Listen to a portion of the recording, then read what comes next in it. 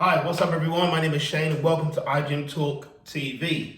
Today's episode I'm going to be doing a review on Rich Piana's Kill It pre-workout. There you go, can you see?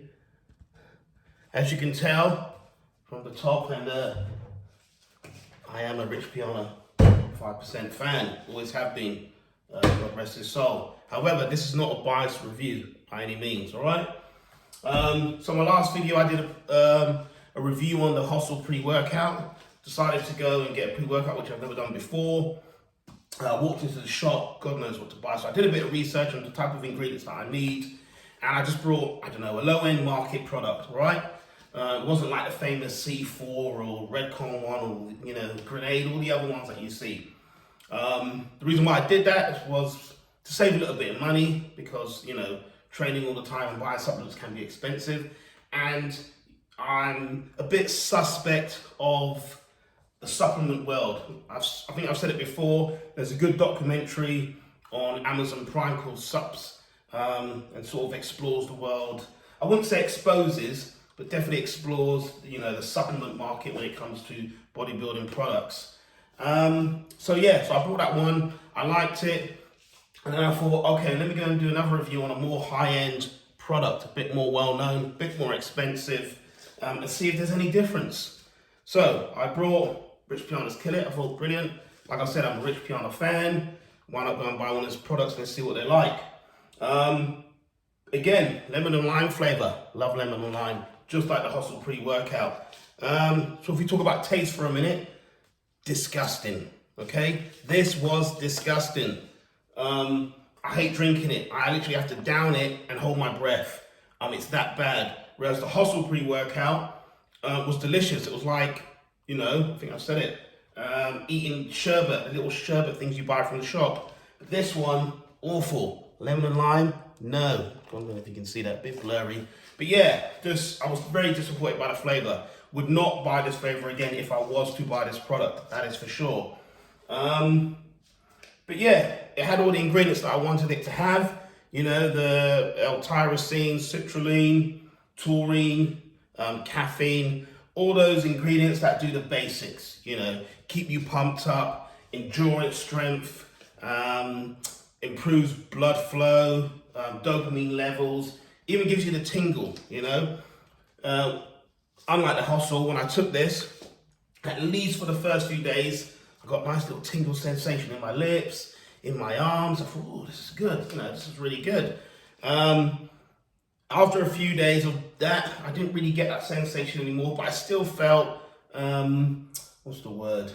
pumped up and, more energized than I would be going to the gym. So this was mix 1 scoop to every 6 to 8 ounces of water. It said on an empty stomach. Not quite sure why. But you have a pre-workout meal, usually depending if it's high carbs, I would say a good hour before. So I would class it as an empty stomach maybe, but by the time the hour's over and you're on your way to the gym, drinking it in the car or in the gym reception, wherever. So yeah, 1 scoop, and that contained basically, I think it was 250 milligrams of caffeine. And as for everything else, again, don't think you can really see it, but the typical ingredients, like I said, taurine, beta-alanine, citrulline, and all the other stuff. It doesn't give you individual measurements. It just says 7.5 grams per serving. So I can only assume they're the typical a gram or just under per each ingredient. But when I looked at the Hustle pre-workout, it was fairly similar. Apart from this was more high in caffeine. There are other pre-workouts that Rich Piana does. I think 5150 is very high in caffeine. That's probably something I wouldn't touch for obvious reasons. But yeah, 250. Again, first few days, tingle sensations, brilliant. After that, I didn't really get the tingle sensations, but at least for a good 8 to 9 days, brilliant. It worked. I felt good. I felt I had more extra energy. And like everything else, your body gets used to it. And I no longer got the tingling sensations, and I no longer got that kind of feeling. I kind of felt by day 10, 11, 12, I was drinking it and there was no real difference. There was no real difference at all. So what I decided to do was to mix 2 scoops. So that gives me 500 grams of caffeine and 15 grams of all the ingredients that pump my blood and endurance and everything else. So I did that for a couple of days. That helped.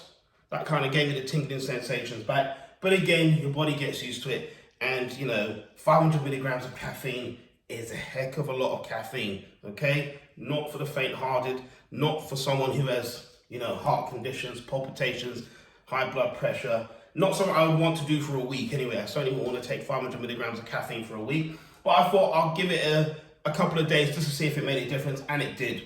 And, we all know that your body gets used to something. You kind of have to up the dose to kind of get that feeling or that performance level or that growth or whatever it is. You have to keep upping the dose, or you have to go cold turkey, basically. Stop taking pre-workout for a month or 2, then go back to anybody else. Ooh, what's this? And then you get that nice reaction again. So overall, both products, you got the Hustle and you got this one. Was one better than the other? Not really. They both did the job that it needed to do for a good week or a week and a bit.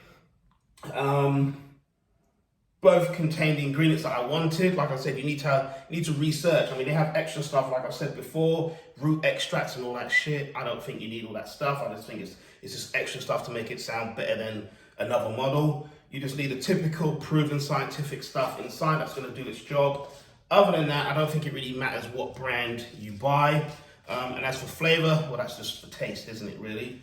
But yeah, would I recommend it? As I've always said, I don't really recommend any kind of products. I just talk about them and then I let you decide, if that product's for you or not. Would I buy a pre-workout again? No, I wouldn't. I think pre-workout is good for maybe someone who is plateaued and is looking to try and get their body across that line to the next stage, and you want to push yourself for the next week or 2. Or if you haven't been in the gym for a while and you want a bit of extra motivation, then a pre-workout, absolutely brilliant. But otherwise, I wouldn't waste my money on it. They range from 20 to 40 pounds, even slightly more for a pre-workout that after a week does absolutely nothing. If you're not a big caffeine drinker, I think a good energy drink, Red Bull, Monster, is probably just as effective for a few days at least. Anyway, so yeah, product's good, it works. Flavor, lemon and lime, is disgusting. I know they do fruit punch, but I'm not really a big fruit punch fan.